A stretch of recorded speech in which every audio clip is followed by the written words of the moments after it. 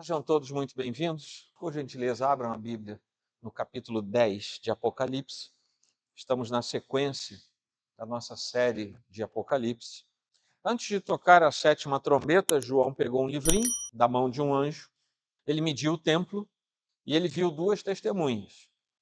Se eu não li nada sobre medir o templo e ver duas testemunhas, esteja aqui nos próximos capítulos. Você vai saber do que isso fala. Mas nesse capítulo 10 nós temos uma visão de um anjo forte descendo do céu, um anjo poderoso que desce do céu segurando um pequeno livro, um livrinho aberto na sua mão. A majestade dessa visão nos impressiona e de fato nos convida a que nós possamos refletir sobre a grandiosidade dos planos de Deus para com a humanidade. Mas por que não dizer a grandiosidade dos planos de Deus e o seu amor que se torna inefável para com aqueles que, dentre a humanidade, são seus filhos, separados por ele para esse mistério desde antes da fundação do mundo. Nós estamos diante de outro parêntese, que foi aberto no texto que João nos escreve. É um parêntese interpretativo, muito parecido com aquele que houve antes do sétimo selo, e quando nós pregamos lá, eu falei para vocês, ainda teremos outros. E agora vai do começo do capítulo 10, 10:1, foi o primeiro verso que lemos, até o 11, versículo 13. Ali se fecha novamente esse parêntese e voltamos a ouvir da pena de João a respeito das trombetas. Aqui nós temos dois destaques nesse trecho. O primeiro deles é o fato de existirem ainda mais revelações da parte de Deus sobre o futuro, coisas que ainda não tinham sido reveladas a João e que a partir de então nós sabemos que havia mais uma parte considerável delas, foi revelada, mas João não podia dizer a respeito do que se tratava. A segunda dessas coisas interessantes aqui nesse trecho é que uma nova faceta do ministério de João aparece. Ele é instado por Deus a entrar numa nova área ministerial para a qual nós não temos informação anterior quanto ao seu envolvimento, ao seu chamado. Mas o fato é que, de modo simbólico, João se depara com algo que era doce e amargo, como se o doce consolo aos redimidos contrastasse claramente com o amargo juízo, com o amargo terror imposto aos impenitentes. Essa é uma das possibilidades que temos ao olhar para esse texto. João aqui vai tomar ares claros de um ministério profético que é muito semelhante ao dos profetas do Antigo Testamento. Ele deve profetizar diretamente sobre o testemunho da perseverança daqueles que são filhos de Deus, dos cristãos, mesmo que isso represente que os cristãos passam e padecem profundo sofrimento. Se você tiver curiosidade, eu estava me debruçando nessa última semana sobre a segunda epístola de Paulo a Timóteo. Se você puder ler aquela epístola, você vai ver claramente e esteja certo de uma coisa: quanto mais firme e fiel você for, tanto mais sofrimento vai ser imposto a você. É impressionante que a Escritura não nos engana, ela é aberta. E como eu já disse para vocês algumas vezes, se você não é constrangido pelo mundo, no lugar em que você estuda, abrindo um parêntese, nós não somos contra a universidade para os nossos filhos. Nós somos a favor da boa instrução dos nossos filhos no caminho do Senhor, a fim de que eles preservem a sua fé lá na frente. É só para ficar claro porque isso anda sendo dito aí. Nós somos instados pelo Senhor a ter um caminho reto diante dele. E esse caminho reto diante do Senhor, inequivocamente vai apresentar facetas de sofrimento e de perseguição. Se nós vivemos em plena paz e harmonia com o mundo secular que nos cerca, algo está errado com a nossa profissão de fé. Nem que seja desacordo com as ideias, nós temos que apresentar. Ou melhor, o mundo vai apresentar conosco. E se estivermos em plena paz, com tudo que o mundo nos apresenta, é hora de fazermos uma análise, porque tem alguma coisa errada com a nossa espiritualidade. Ele é chamado a profetizar sobre o testemunho da perseverança dos santos do Senhor. e também sobre o destino daqueles que, reagindo contra os filhos do Senhor, haverão de padecer o peso do juízo de Deus, que ainda não chegou, ainda não chegamos lá em Apocalipse. Estamos rumando para o juízo do Senhor. Ao lermos e ao meditarmos aqui em Apocalipse 10, nós somos chamados a prestar atenção ao que Deus de fato quer nos revelar. É um capítulo que nos desafia a que nós possamos abrir a mente e o coração em direção à sabedoria divina para nós sabermos aquilo que temos que fazer na nossa jornada. E nós precisamos entender, em textos como esse, que mesmo nas partes, nos trechos mais misteriosos da Escritura, há verdades profundas que foram deixadas ali sob inspiração de Deus, a fim de que nós tivéssemos as nossas vidas equilibradas na mão de Deus e transformadas dia após dia, enquanto galgamos a estatura que o Senhor nos ordenou que tivéssemos. E que nós, diante desse texto, possamos amadurecer a nossa caminhada com o Senhor. Os 7 primeiros versículos tratam de um anjo e do seu livrinho, naquilo que ele apresenta. E o livrinho aqui não é posto assim de modo pejorativo. É um livrinho no sentido físico. Era um livro pequeno. Porque às vezes, quando usamos o diminutivo na língua portuguesa, isso se torna pejorativo. Mas aqui não é. Era um livro pequeno, um livrinho, um pequeno rolo nas versões mais clássicas das Bíblias em língua portuguesa. Mas assim como nós vimos lá no capítulo 5, versículo 2, nós estamos aqui diante de um anjo muito forte, muito poderoso, que vem do céu para prosseguir com a missão daquele primeiro. É muito claro, o espelhamento da descrição de um anjo em relação ao outro é muito claro. É um anjo descrito de modo majestoso, numa verdadeira litania que começa no versículo 1, que se assemelha de forma impressionante com a litania de Cristo, no capítulo 1, do versículo 13 ao 16, trecho que nós já estudamos e que você pode consultar depois, ou a litania em relação ao próprio Deus Pai, lá no capítulo 4, versículo 3. Esse anjo se apresenta envolto em nuvem. Eu já falei para vocês que nuvem sempre leva até a expressão da glória de Deus. O Senhor Jesus, no Monte da Transfiguração, está envolto em glória, envolto em autoridade e poder. Isso é a nuvem. Ele se apresenta envolto em nuvem. Lá na Antiguidade, em Êxodo, em Levítico, em Ezequiel, o próprio Deus apresenta a nuvem como elemento representativo da sua própria presença. Quando o santuário é dedicado ao Senhor, a nuvem encheu o santuário. A presença gloriosa de Deus era representada por uma nuvem. Esse anjo aparece aqui em meio a uma nuvem, envolto numa nuvem. Ele também tem um arco-íris por cima de sua cabeça. Assim como Deus se mostra em Apocalipse 4, versículo 3, lá em Ezequiel 1, 28, e assim como nós sabemos que o arco-íris é o sinal na abóbada que representa a aliança de Deus com o homem. Aquele anjo aparece com o sinal da aliança de Deus sobre si próprio. O rosto dele era como o sol. Quem é que é descrito assim? Senão o próprio Jesus Cristo, lá no capítulo 1 e lá em Mateus 17. As suas pernas são como colunas de fogo, assim como o Senhor Jesus se apresenta no capítulo 1, versículo 15. Esse, portanto, é um anjo que apresenta simbologia extremamente portentosa, grandiosa, poderosa, representante do próprio Deus nessa missão, um anjo que participa diretamente da glória e do poder de Deus e não vem apenas anunciar, como geralmente os anjos, mensageiros do Senhor, faziam, mas ele vem representar a libertação do próprio povo de Deus. Tamanha era a sua representatividade do que ele fazia naquele momento. Esse livrinho que o anjo traz, que vem aberto na mão, como eu falei antes, nos remete diretamente para o capítulo 5. Mas aquele que aparece no capítulo 5 deriva do texto de Ezequiel, capítulo 2, versículos 9 e 10, onde nós lemos assim: Então olhei, e eis que certa mão se estendia para mim, e nela se achava o rolo de um livro, Eu estou lendo em Ezequiel, não estou lendo em Apocalipse. O desenrolou diante de mim, estava escrito por dentro e por fora. No rolo estavam escritas lamentações, gemidos e ais.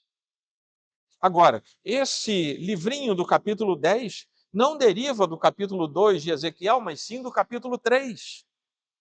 Versículo 1 a 3, em que nós lemos assim: Ainda me disse, filho do homem, coma o que está aí diante de você, coma esse rolo, depois vá falar à casa de Israel. Então abri a boca, e ele me deu o rolo para comer e me disse: Filho do homem, coma e encha o seu estômago com esse rolo que eu lhe dou. Eu o comi, e na minha boca era doce como mel. Se antes faziam parte do comissionamento de Ezequiel, se você ler o começo do texto de Ezequiel, você vai saber disso, agora fazem parte do comissionamento profético do próprio João, que escreve e que recebe ordens semelhantes. E por que é que existe essa busca pelo texto do Antigo Testamento? Porque o leitor do primeiro século saberia do que João estava falando, sem precisar explicar nada. Esse livrinho conecta o capítulo 10, que nós acabamos de ler, ao capítulo 11. Se você não faltar ao próximo domingo, você vai ver. E o seu conteúdo parece ser o evangelho que a igreja proclama ao mundo, o que nós vamos ver no começo do capítulo 11. A igreja deve profetizar a palavra de Deus e o testemunho de Jesus Cristo ao mundo em que nós estamos, que é exatamente o motivo pelo qual João se encontra na ilha de Patmos, o que nós vimos lá na introdução desse livro do Apocalipse. Se nós nos lembrarmos da grande comissão, lá de Mateus 28, esse evangelho deve ser pregado pela igreja como testemunha fiel por toda parte antes que o fim chegue. A Bíblia vai fazendo suas conexões, porque a Bíblia explica a própria Bíblia. A Bíblia, por si própria, vai nos dando as informações das quais nós carecemos. É por isso que João ouve, lá no versículo 11, no finalzinho, que é necessário que você ainda profetize a respeito de muitos povos, nações, línguas e reis. E isso conecta esse texto do capítulo 10 diretamente à grande comissão que a igreja recebe. O que isso quer dizer também? Que no capítulo 10 nós temos a clara informação, ainda não terminou. O capítulo 10 não é pós-juízo, ele é pré-juízo. Ainda não terminou, ainda é preciso falar a povos, nações, línguas e reis, que ainda precisam ouvir, quer seja para arrependimento, quer seja para juízo eterno. O período durante o qual essa mensagem é pregada, e nós percebemos isso claramente pelo texto, não se relaciona ao tempo da última trombeta que virá, mas com todo o período de que trata esse livro sagrado. Eu não sei quem vem de tradição pentecostal, mas tinha um LP. Você sabe o que é LP? Pessoal novo, sabe o que é LP? Long play. Era uma rodela preta desse tamanho, que a gente botava numa coisa chamada vitrola, que depois evoluiu e se tornou toca-disco. Tinha uns que era um móvel, quem é mais antigo sabe disso, né? Um móvel com um aparato tecnológico assim de última geração. Tinha um negócio assim que você botava vários LPs, e conforme um chegava ao final, ele fazia que você escutava o barulho, caía outro e a agulha ia automaticamente. Gente, nada era mais moderno do que isso na casa de alguém. Eu lembro que meu tio tinha um enorme, era quase maior do que a TV daquele tempo, que já era um monstro. Ficava na sala, ninguém da família tinha um negócio daquele, era Philips. Ninguém tinha um negócio daquele. Era um móvel, você tinha que invernizar de vez em quando, era um negócio fabuloso. Mas tinha um LP, antigamente, que se chamava A Última Trombeta. Toda criança tinha medo daquilo. Porque a voz do narrador era cavernosa. Eu estava na Suécia, quando me veio a revelação do Senhor. Ali a criança já tremia. Mas o fato é que nós aqui não estamos na última trombeta, não passou o juízo. Ainda há meios e observações a serem feitas, a fim de que povos, nações, línguas e reis ainda tenham como ouvir. Porque assim como no tempo de Noé, a porta ainda não foi fechada, mas a coisa ainda está calamitosa, porque já começou a calamidade. O anjo que João viu estava em pé sobre o mar e sobre a terra. Estamos no primeiro século da era cristã. Um livro profundamente simbológico. E nós sabemos que uma das 7 maravilhas do mundo antigo era uma estátua imensa de 32 metros de altura. 32 metros, gente, arredondando um prédio de 11 andares. Você imagina uma estátua de 11 andares. Era o Colosso de Rhodes, que ficava na entrada do porto da cidade, chamada Rhodes. E aquela era a estátua do deus pagão Hélio. Uma das suas pernas ficava numa plataforma na terra, enquanto outra das suas pernas ficava numa outra plataforma, simbolizando o mar. E com isso, queria os devotos de Hélio dizer que Hélio era um deus tão poderoso, é só olhar aquele tamanho, tão poderoso que ele dominava, governava terra e mar. Em 280 a.C., terminaram de construir a estátua colossal, não é à toa que tem o nome de Colosso. Devia ser belíssimo, independente. Do outro lado da moeda, devia ser uma coisa belíssima. Se não me falha a memória, tinha partes inteiras, ou era toda feita de bronze, agora não lembro. Mas o fato é que em 224 a.C., houve um terremoto terrível e aquela estátua caiu quase toda. Ficaram as pernas, parte considerável das pernas. E no primeiro século ainda estavam lá aquelas pernas, e as pessoas sabiam que ali estava antes a estátua de Hélio.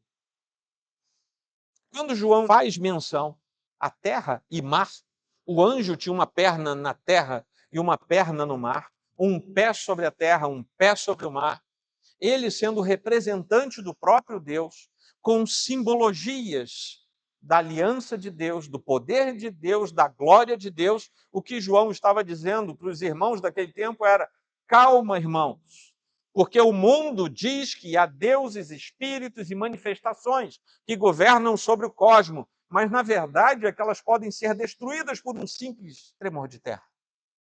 Ao passo que o nosso Deus, haja o que houver, jamais será abalado e jamais será destruído. Ele, de fato, como o seu enviado nos mostra, está sobre terra e sobre mar. E ninguém remove o governo de Deus de sobre a criação. Havia uma mensagem por trás daquilo. A mensagem clara era que o Colosso de Rhodes queria governar sobre a terra e o mar, mas caiu. Enquanto Deus continua o seu governo, sem se abalar por nada. Eu ainda não cheguei às aplicações, mas eu não preciso nem traduzir isso para você.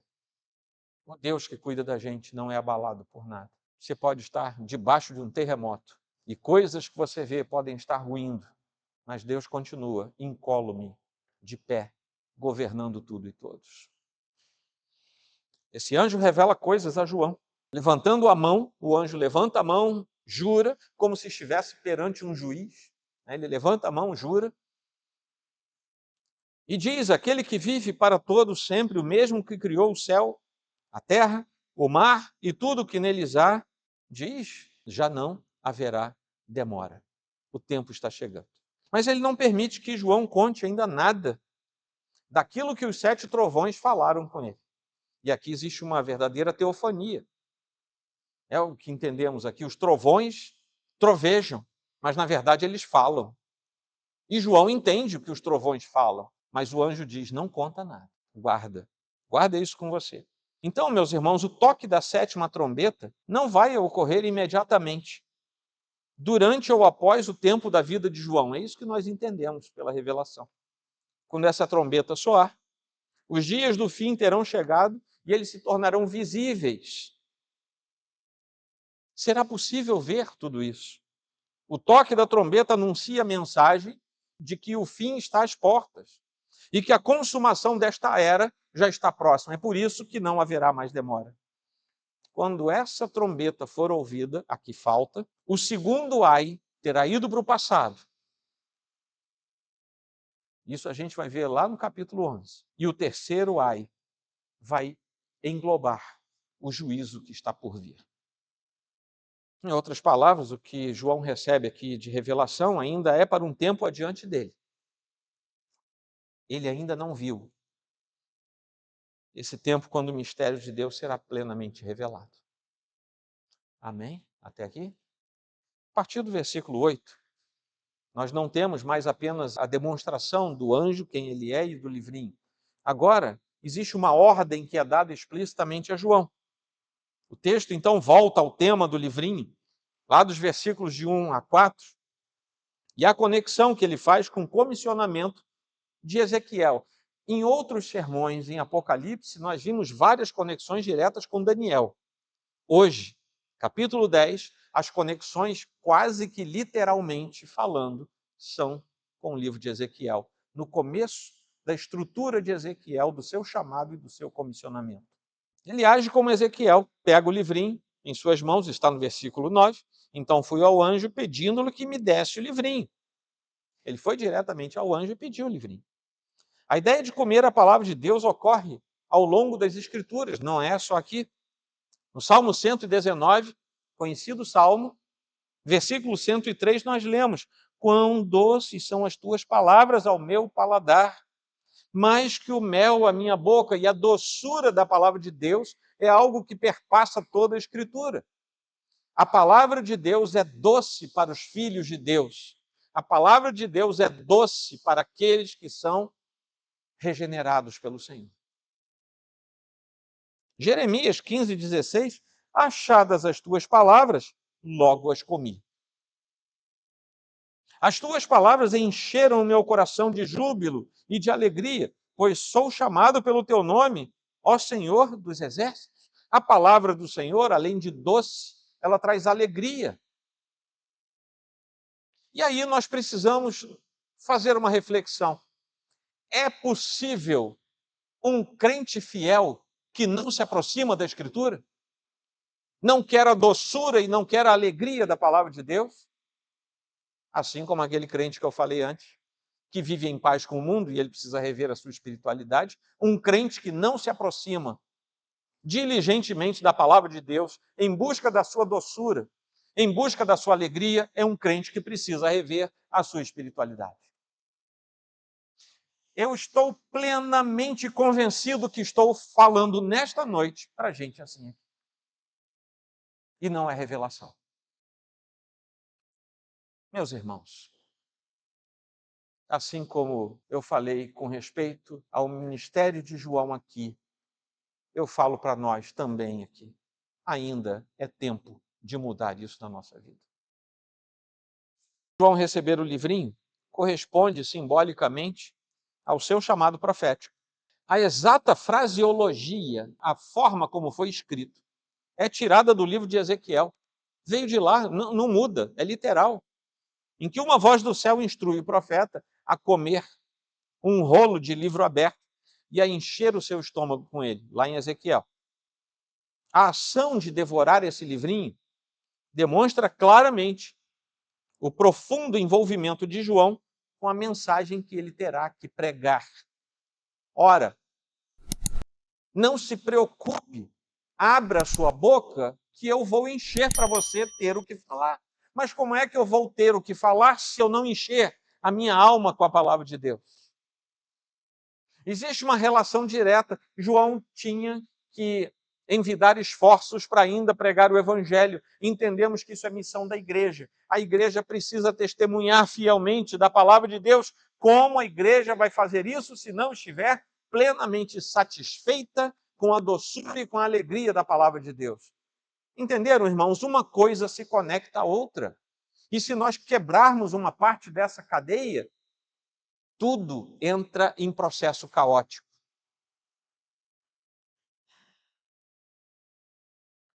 É aí que João, então, se encontra nesse momento, pegando o livrinho, comendo o livrinho. As palavras do Senhor são mais doces que o mel e o destilar dos favos. Nós cantamos isso. Está lá no Salmo 19. No entanto, ao ser proclamada essa mesma palavra que é doce, cria uma tensão. Prestem atenção nisso. A palavra do Senhor, que é doce e que nos dá alegria, cria uma tensão, primeiramente em nós. Porque cada um aqui tem convicção dos seus pecados. Cada um aqui sabe o que faz quando não tem ninguém vendo. Não é verdade? Cada um aqui sabe o que pensa quando apaga a luz. Então, essa palavra que é doce, ela gera tensão na alma, inclusive do crente, porque o crente é confrontado com a santidade, com a doçura e com a alegria dessa palavra. E antes de a proferirmos, ela precisa gerar conflito dentro de nós, porque é esse conflito que nos leva ao joelho dobrado e à contrição perante o nosso Deus. O livrinho é doce porque a vontade de Deus sempre beneficia o seu povo. Mas esse livrinho também é amargo.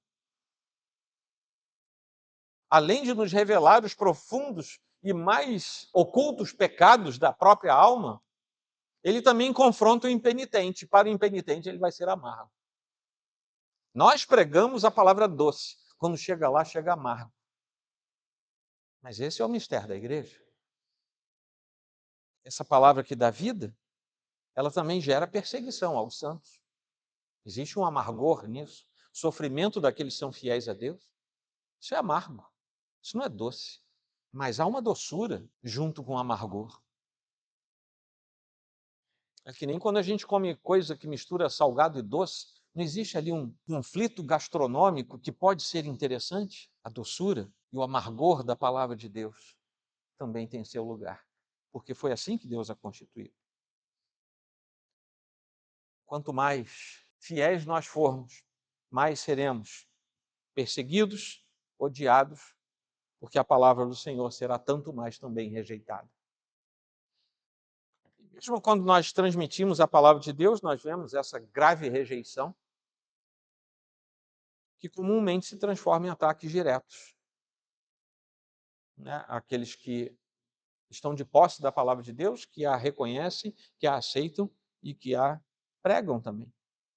Então nós sabemos claramente que, embora seu povo, o povo de Deus, suporte opressões e perseguição por causa da sua palavra, Deus também, cada vez mais, vai guiá-los ainda mais para perto de si. Meus irmãos, isso é uma engrenagem. É doce e amargo. Fidelidade, sofrimento. Santidade, proximidade com Deus, rejeição do mundo. Sabe? É um processo que vai nos mostrando teses e antíteses que se seguem continuamente na nossa vida. Mas era preciso alertar mais uma vez e lembrar do foco desse ministério profético que tinha sido agora entregue a João num chamado muito parecido com os profetas do Antigo Testamento. E é aí que eu volto a falar daquele versículo 11, que ele ainda precisava profetizar a respeito de muitos povos, nações, línguas e reis. Essa é uma mensagem positiva, completamente positiva, sobre as nações. E essa mensagem se dirige à igreja, a igreja de Cristo como um todo, a respeito do seu testemunho. Qual é o testemunho que a igreja tem que dar? Mas também se dirige às nações, a respeito da necessidade de arrependimento para as nações. Ou seja, também é contra as nações. É uma mensagem de julgamento que se estabelece contra aqueles que firmemente se recusam a recorrer ao chamado de Deus.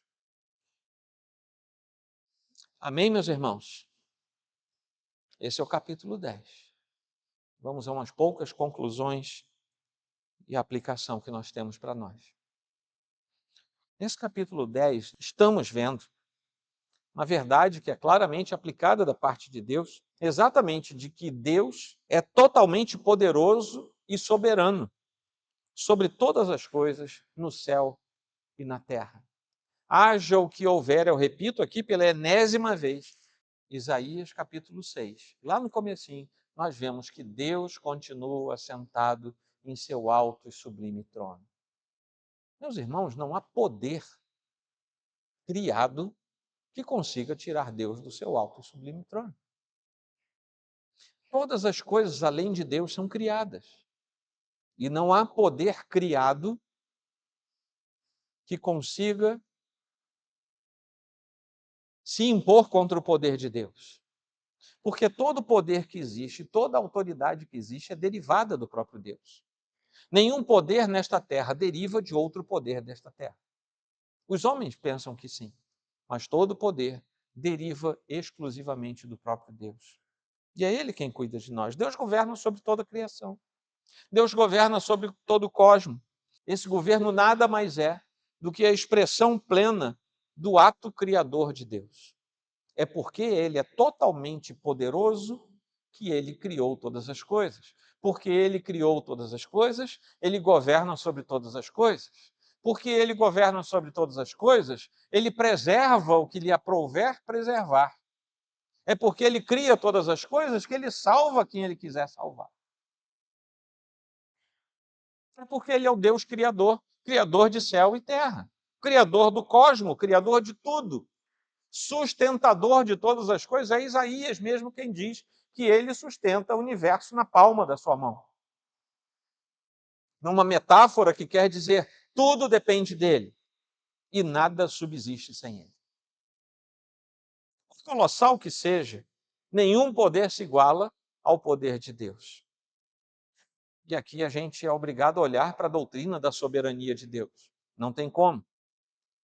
Porque ela nos faz lembrar que Deus é aquele que faz todas as coisas conforme o conselho da sua vontade, como lemos lá em Efésios 1, versículo 11, um trecho. Deus é não somente o Criador, mas Ele é também o sustentador de todas as coisas.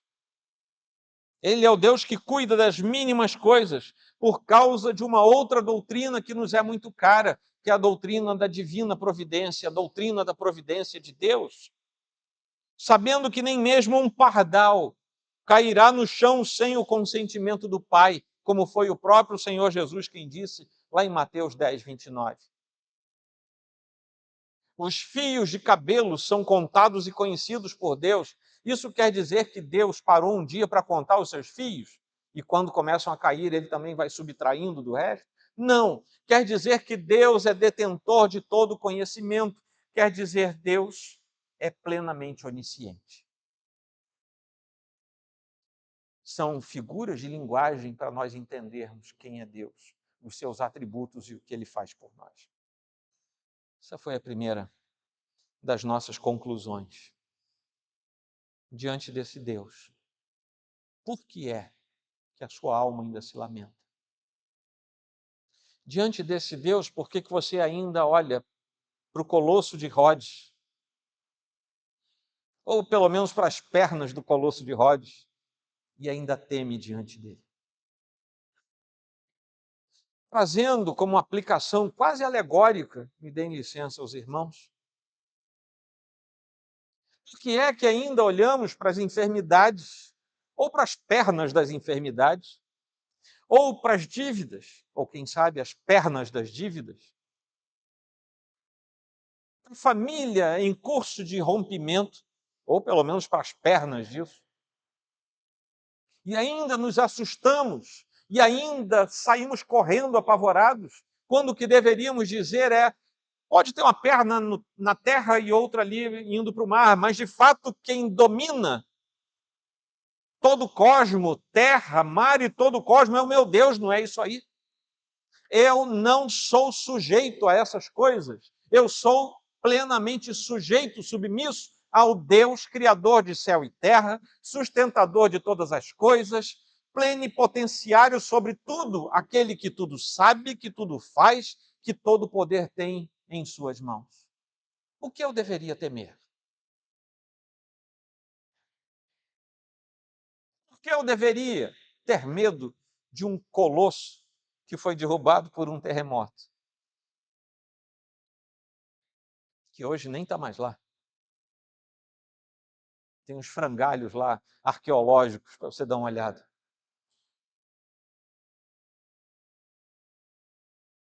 Segunda conclusão, nós também temos uma demonstração explícita da importância que existe na Igreja de Cristo ao longo das eras. O problema da visão do ser humano é que ela é obtusa. Nós só vemos agora. O que aconteceu com você ontem já está numa camada de nuvem, aí, já que a gente está na era do computador, já está nas nuvens.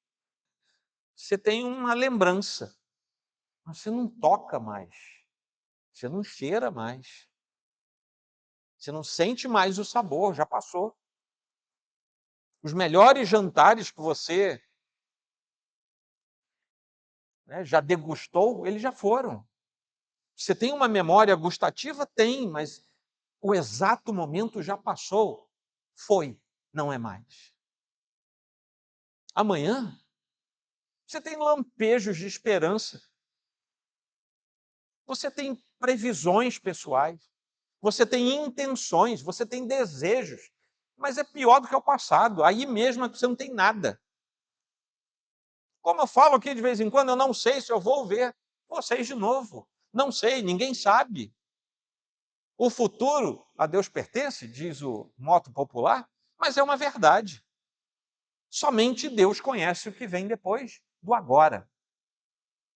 E quando eu falei agora, não agora, mas naquele agora, já não é mais agora, já é passado. O tempo é implacável. Ao longo das eras, a igreja precisou desempenhar o seu testemunho. Qual é o testemunho da igreja do século XXI? Qual é o testemunho da igreja presbiteriana de São Cristóvão? Nós temos sido fiéis ao Senhor e a fidelidade da igreja é contada por dois aspectos: o aspecto comunitário e o aspecto individual. Eu perguntei na semana passada e vou perguntar de novo: a quantas pessoas você testificou do amor de Deus nesta semana?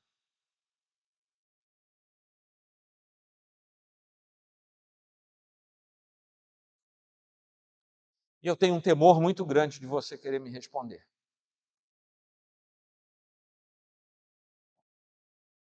Porque nós entramos numa era de leniência da igreja,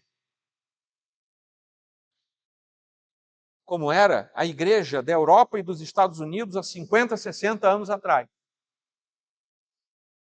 Já somos muitos, somos a maioria, nem somos aqui no Brasil ainda, mas já somos muitos. Já estamos na Câmara dos Deputados, já estamos no Senado, já estamos no Supremo, já estamos não sei onde.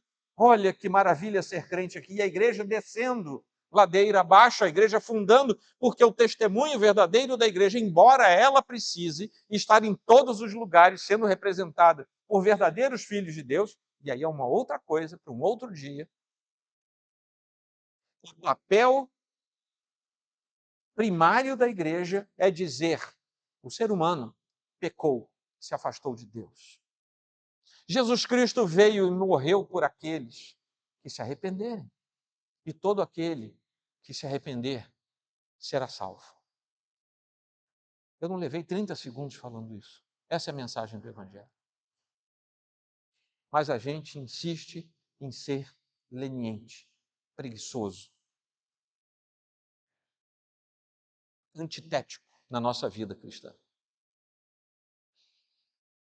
A igreja não recebe uma orientação para pregar o Evangelho. Ela recebe uma ordem para pregar o Evangelho. Se a igreja não obedece, a igreja está em pecado. Se Deus fala assim: você não pode cobiçar a mulher do seu próximo, é uma ordem. Aquele que cobiça está em pecado. Não furtarás. Quem sai da sua casa e furta alguma coisa dos outros está em. Mas o Senhor diz: vão por todo mundo pregar o evangelho. A igreja não vai, a igreja está em. E você está junto. Aquele que aí no seu coração não pôde responder quando eu falei se você pregou o evangelho esta semana. Não falei que você tem que arranjar membro para a nossa igreja. Falei que você precisa pregar o evangelho. É dever da igreja, foi ordem da igreja. Desobedecendo, estamos em pecado. Quando os fariseus interpelaram Jesus para que ele silenciasse os seus discípulos, Jesus respondeu o seguinte: eu afirmo a vocês que se eles se calarem, as próprias pedras clamarão. Jesus falou isso lá em Lucas 19:40. Finalmente, o desejo de Deus é que todos ouçam a sua mensagem e respondam favoravelmente ao apelo do próprio Deus. Todos são individualmente portadores da imagem de Deus.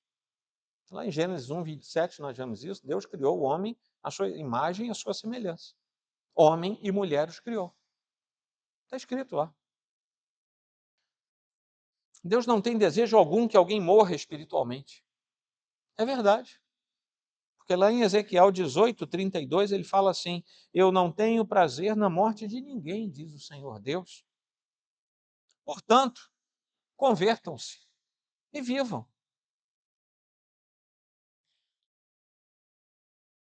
Na verdade, o que nós vemos é que Deus deseja que todos sejam salvos e cheguem ao pleno conhecimento da verdade.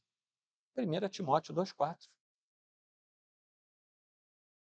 Será que Deus vai ter que levantar pedras clamando porque a gente não fala nada? Enquanto o desejo de Deus é que todos cheguem ao pleno conhecimento da verdade? E é engraçado que isso em nada descaracteriza a sua palavra, que diz também: aqueles a quem Deus predestinou, a esses também chamou. E aos que chamou, a esses também justificou. Parte B de Romanos 8:30. Amém, meus irmãos? Assim como João precisou silenciar e saber o que teria que fazer, a palavra do Senhor nos foi entregue mais uma vez. E eu vou pedir que você também silencie junto comigo. Alguns segundos. Aí eu oro com você. Nesse silêncio, se você não tem convicção da sua salvação, é agora que você vai falar com Deus. Conta isso para Ele. Conta do seu jeito. Fala com Ele. Se você já é filho de Deus, esse é o momento em que você vai pedir perdão ao Senhor e vai pedir para Ele ajudar você a começar a obedecer a palavra dEle nas partes que você não tem obedecido. Vamos refletir.